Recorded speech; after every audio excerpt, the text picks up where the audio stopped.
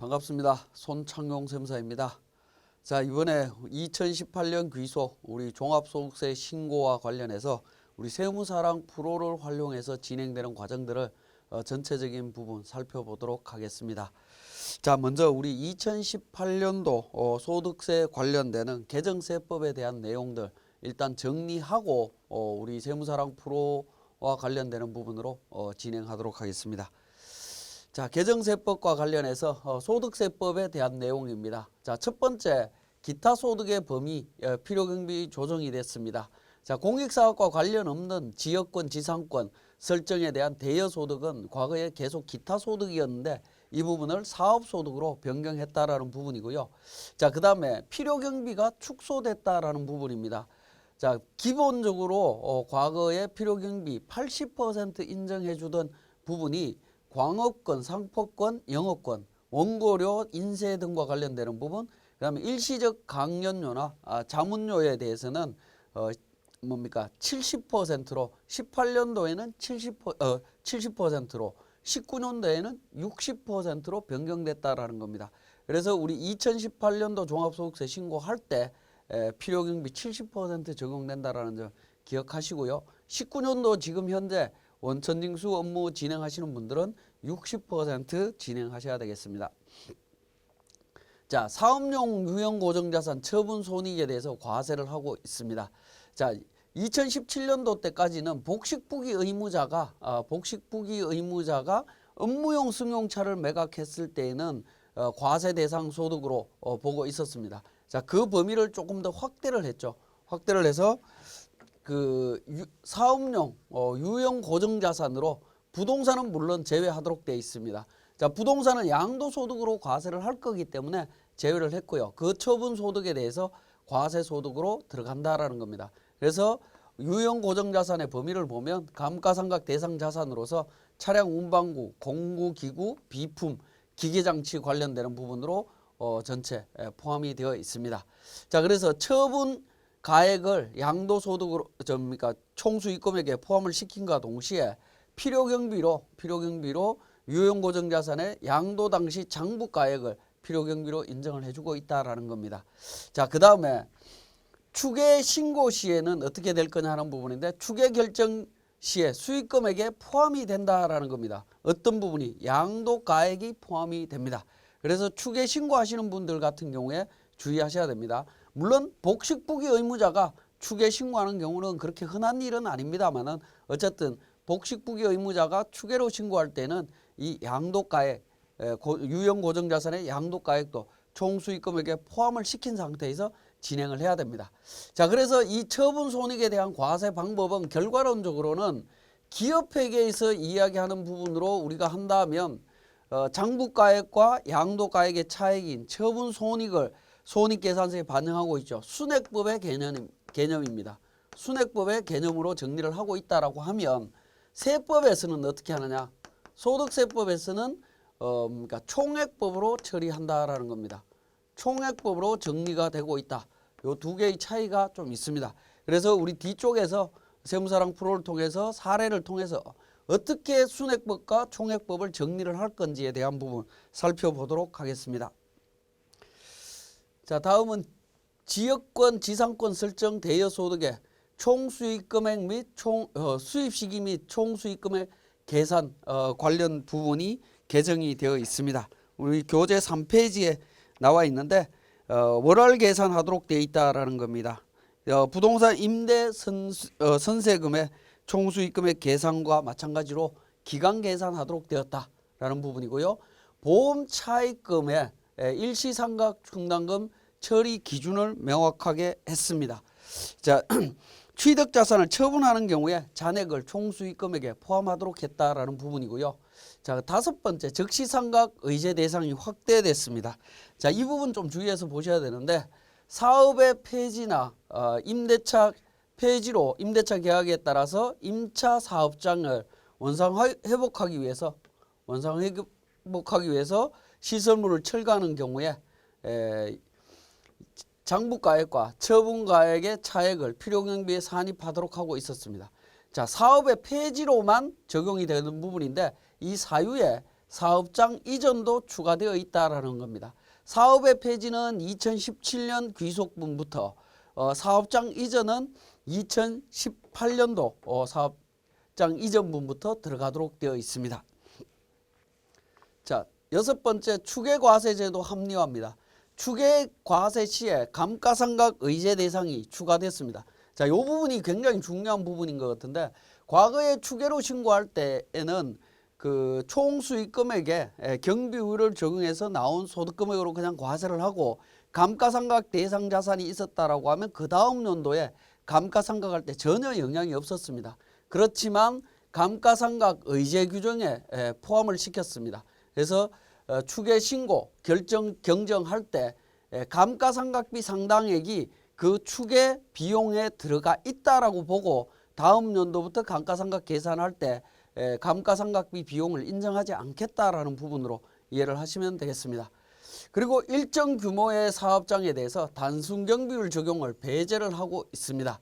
지금 현재 보면 직전 과세 기간의 수익 금액이 6천, 3,600, 2,400에 미달할 때 이 부분은 이제 뒤에서 살펴보겠지만 우리 업종을 세 부류로 분류하고 있죠. 이런 사업자들은 단순 경비율을 적용하고 있습니다. 다만 해당 과세 기간의 수익 금액이 복식부기 의무자 기준 이상일 때는 단순 경비율 적용을 배제를 한다라는 부분입니다. 오로지 기준 경비율을 적용을 하셔야 됩니다. 자, 이 부분은 19년도 1월 1일 이후 그러니까 개시하는 과세 기간분부터 적용합니다. 18년도에는 적용하지 않고요. 19년도에 적용을 합니다. 자, 다만 해당 과세 기간의 수익 금액이 복식부기 의무자 단순 경비율 적용 배제한다라는 부분이 기존에도 내용이 있긴 있죠. 어떤 내용이 있었냐면 기존에는 뭡니까? 신규 사업자의 경우에 그러니까 복식부기 의무자 수익 금액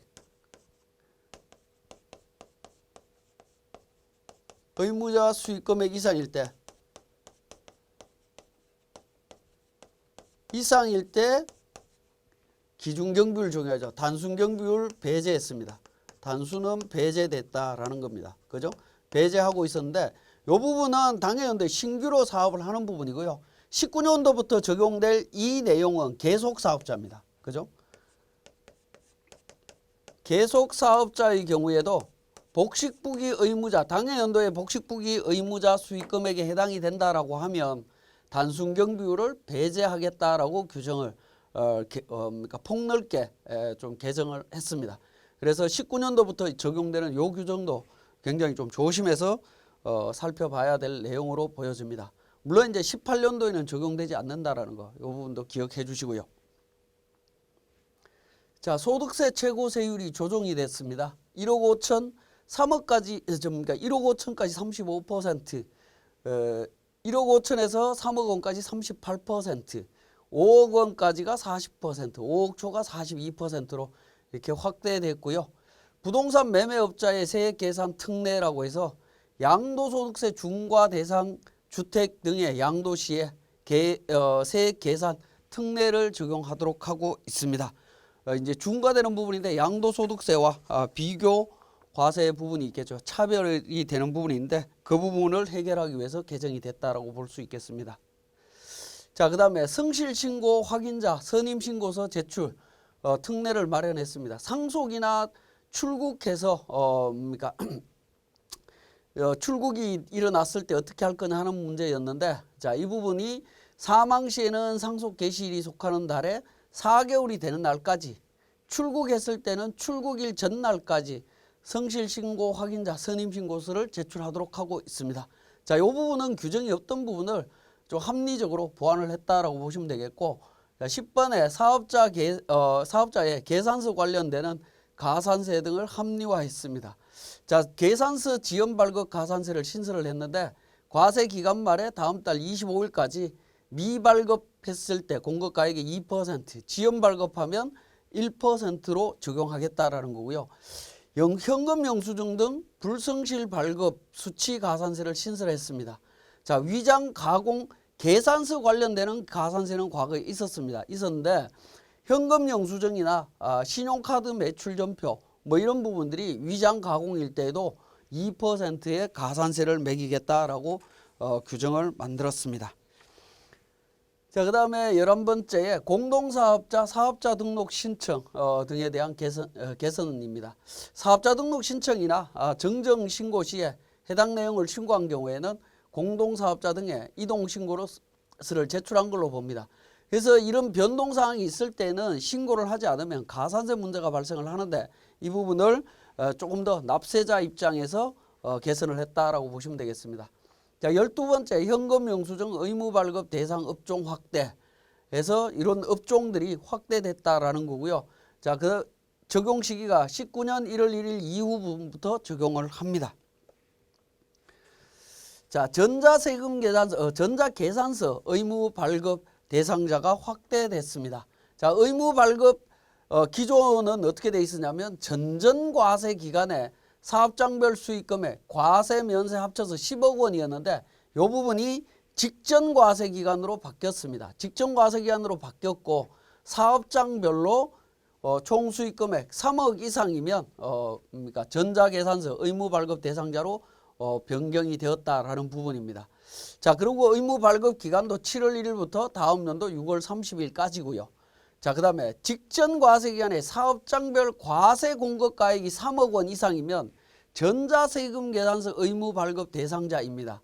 자, 이 경우에도 그러니까 과세 부분만 3억 이상으로 따졌었는데 자, 지금은 이제 과세와 면세를 합쳐서 3억 원입니다. 과세 면세 합쳐서 3억 원이면 전자계산서 발급 대상자가 된다라는 겁니다. 자, 이런 경우가 있을 수 있겠죠. 과세 매출액은 1억이고 면세 매출액이 2억이다 또는 뭐 3억이다 이랬을 때 두 개 합쳤을 때는 개정 규정에 따르면 전자계산서 의무 발급 대상자가 된다라는 겁니다. 자, 그 부분 주의를 하셔야 되겠고, 자, 이 규정은 19년 7월 1일 이후 재화 또는 용역을 공급하는 분부터 적용하도록 되어 있습니다. 자, 전자계산서 의무 발급 사업자 확대됐다라는 규정 확인하시고 14번째 지급명세서 제출 간주 규정을 보완을 했습니다.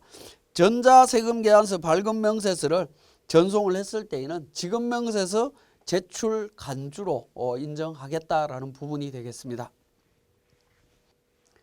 자, 다음은 조세특례제한법의 주요 개정 내용입니다. 첫 번째가 중소중견기업에 대한 투자세액공제 제도를 재설계했습니다. 고용창출투자세액공제나 중소기업 투자세액공제를 통합해서 재설계를 했다라는 겁니다. 자, 창업 중소기업 세액 감면 시에 고용창출 유인을 강화했는데요. 그 내용이 상시 근로자 증가율에 따라서 최대 50%를 추가로 감면을 해주고 있습니다.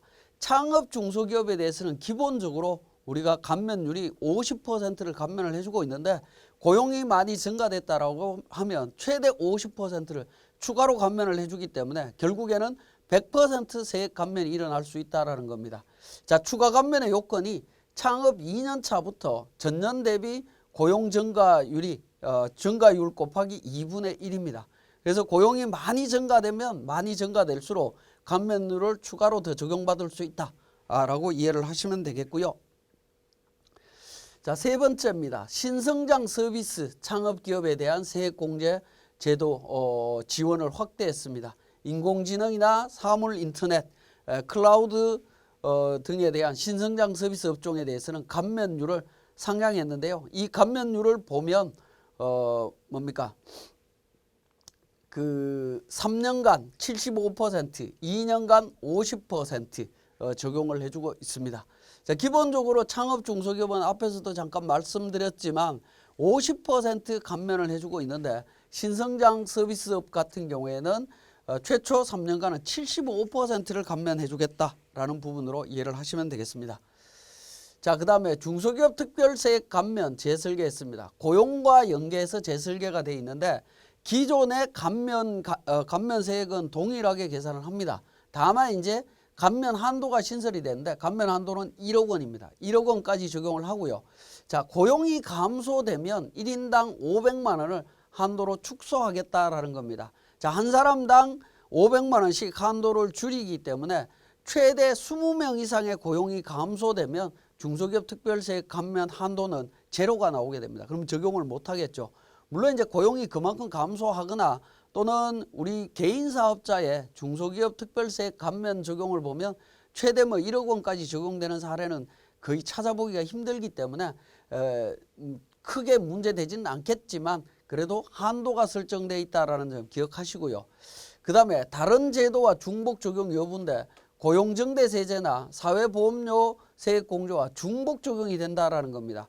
작년까지만 하더라도 2017년도까지만 하더라도 중복 적용이 안 됐습니다. 안 됐지만 지금은 중복 적용되고 있습니다. 자, 다섯 번째 상생결제 지급 금액에 대해서 세액공제 제도가 확대됐다라고 보시면 되겠고요. 자, 여섯 번째 대기업 연구인력개발비 세액공제를 축소했습니다. 자, 단기분에 대해서 대기업은 1에서 3% 적용하던 부분을 0에서 2%로 바뀌었습니다. 그래서 0%에서 2%를 적용하는데 매출액분의 연구인력 개발비 비용 곱하기 2분의 1로 계산한 금액을 그러니까 적용하는데 최대 2%입니다. 단기 증가분에 대해서는 30% 적용하던 규정을 25%로 바꿨다. 그래서 대기업에 대한 부분만 조정을 했고 중소기업은 동일합니다. 그 다음에 일곱 번째 중소기업 코스닥 상장 중견기업의 신성장 동력이나 원천기술 연구개발비 세액 공제 제도도 확대를 했습니다. 자, 여덟 번째 설비투자세액 공제 축소했고요. 특성화 고등학교의 졸업자 병력 이행 후에 복직기업에 대한 세액 공제도 확대를 했습니다. 자, 그 부분은 뭐 교재 19페이지에 있습니다. 복직 후에 2년간 인건비의 30%, 중견기업은 15% 적용해주고 있습니다. 개정 전에는 그냥 그러니까 그 인건비의 10%만 적용했던 부분인데 이게 확대됐고요. 열 번째 경력 단절 여성의 재고용 기업에 대한 세액 공제 확대됐습니다. 여기에는 이제 중견기업이 일단 추가됐다라는 부분이고요. 재고용 후에 2년간 인건비의 30%, 중견기업은 15%를 적용을 해줍니다.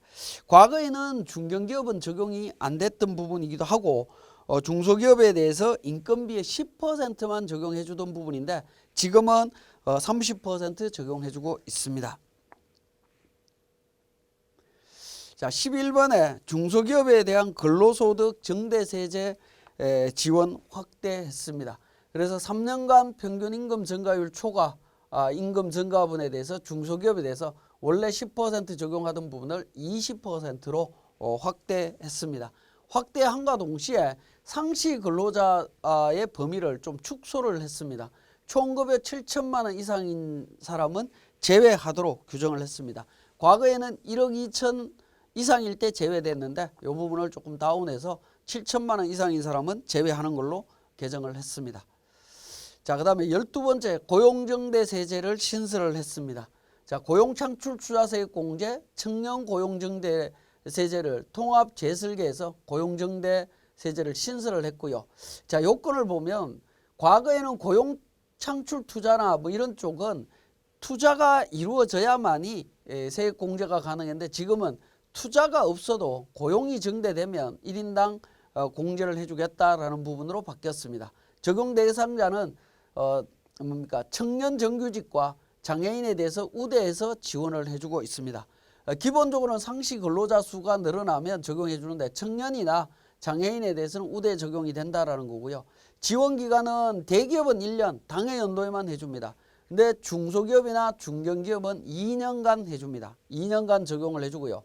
고용 인원이 감소되지 아니한 경우에는 다음 해에도 세액 공제가 된다. 이 이야기는 뭐냐면 당해 연도에 고용이 증가됐을 때 발생된 세액 공제를 고용이 그대로 유지된다면 다음 연도에도 똑같은 금액을 한 번 더 세액 공제를 해주겠다. 그런 의미로 이해를 하시면 됩니다. 그래서 다른 제도와 중복 적용이 되느냐 하는 부분인데 사회보험료 세액 공제나 투자세액 공제, 그 다음에 특별세액 감면과 관련해서도 중복해서 적용이 된다라는 겁니다.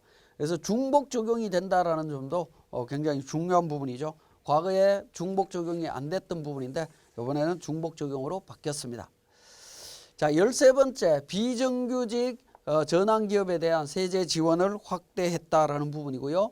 14번째 근로시간 단축 기업에 대한 세제 지원 확대했습니다. 자, 15번째 보면 중소기업 고용 증가 인원 사회보험료 세액 공제를 확대했습니다. 공제 기간을 1년에서 2년으로 확대를 했습니다. 고용 인원이 감소되지 아니한 경우에는 다음에도 세액 공제가 가능하다. 2년 동안 고용만 유지된다면 한 번 더 해주겠다라는 겁니다.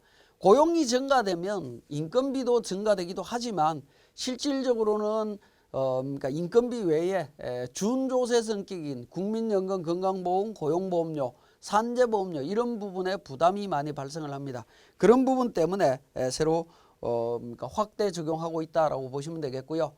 자, 16번째 사회보험료 신규 가입 시에 사회보험료 세액 공제를 신설을 했습니다. 자, 대상 기업은 중소기업에 해당이 되는데 중소기업 중에 근로자 수가 10명 미만이고요. 과세 표준이 5억 이하인 기업입니다. 자, 두 가지 요건을 충족한 기업을 대상으로 해서 중요한 거는 2018년도 1월 1일 현재 고용 중인 근로자로서 사회보험료에 신규로 가입하는 부분입니다. 그러니까 18년 1월 1일 날 고용되어 있는 직원들 중에 사회보험료가 가입 안 된 직원을 새로 가입을 시킨다라고 하면 그때는 추가로 세액 공제를 해주겠다. 2년간 사회보험료 상당액의 50%를 적용을 해줍니다. 사회보험료 상당액 계산 시에 사업자가 부담하는 사회보험료 총액에서 정부 보조금으로 차감되는 거, 두루누리 지원이라든가 뭐 이런 부분들이 됩니다. 그런 부분들은 차감해서 실질적으로 부담하는 금액을 기준으로 해서 세액 공제를 해주겠다라고 보시면 되겠습니다. 자, 교재 26페이지에 17번째 기업의 지방 이전 과세 특례 적용 기한을 연장했습니다. 자, 18번째 수도권 과밀억제 권역 밖으로 이전하는 중소기업 지원 제도 적용 기한 연장을 합리화시켰습니다. 그래서 2020년도까지 연장을 했고요. 전자신고세액 공제 한도가 축소됐습니다. 자, 세무대리인과 세무대리법인, 그러니까 세무법인과 개인세무사의 차이입니다. 자, 18년도까지는 400만 원, 그러니까 세무법인은 1000만 원 세액공제, 전자신고 세액공제를 해주는데 19년, 20년도는 300, 750, 21년 이후에는 200, 500으로 이렇게 축소된다라는 점 기억해 주시고요. 자, 그 다음에 우리 22번으로 넘어가도록 하겠습니다. 자, 30페이지에 내용이 있습니다. 의료비, 교육비 세액 공제 대상에 대한 성실사업자 범위가 확대됐습니다. 자, 이 부분도 많이 좀 살펴보실 필요가 있는데 우리 교재 30페이지가 되겠습니다. 자, 요건, 과거 요건 보면 1번부터 9번까지 요건들이 있는데 이 요건들을 전부 다 충족을 해야 되는데 여기에서 보면 그 복식부기로 신고했었어야만이 성실사업자로 적용이 될 수가 있는데 복식부기 신고에서 간편장부 신고도 가능하도록 범위를 확대를 했습니다. 그래서 추계 신고만 아니면 모두 다 적용이 될 수 있다라고 보시면 되겠고요. 그 다음에 과세기간 개시일 현재 3년 이상 사업을 해야 되는데 2년 이상 사업을 하면 된다. 그래서 그러니까 만 2년 이상 사업만 되면 가능하다라고 보시면 되겠고, 자, 그 다음에 또 요건이 직전 3년 평균 수익금액의 90% 이상이 신고가 돼야 됩니다. 근데 요즘 경기가 워낙 어렵다 보니까 매출이 축소하는 회사들도 많이 있습니다. 그런 부분들을 감안해서 90% 이상에서 50% 이상으로 대폭 낮췄습니다. 그래서 성실 사업자 범위가 굉장히 넓어졌다라고 볼 수가 있겠고요. 그러면 과세기간 개시일 현재 3년에서 2년으로 기간이 단축이 됐죠. 근데 직전 3년 평균이라고 이야기를 했기 때문에 만약에 2년 조금 넘은 사업자들은 어떻게 할 거냐 이런 문제가 나오는데 직전 과세기간이 3년 미달 시에 사업영위 과세기간 평균 수익금액으로 합니다. 그래서 사업을 2년 이상 했다라고 2년 이상 하긴 했는데 3년이 안 됐다라고 하면 그 기간의 평균치로 50% 초과 신고를 하면 성실사업자에 해당이 되고 성실사업자에 해당이 되면 의료비나 교육비 세액공제를 적용받을 수 있다라는 겁니다. 자, 그 부분 살펴보실 필요가 있겠고요. 자, 23번째 부분입니다.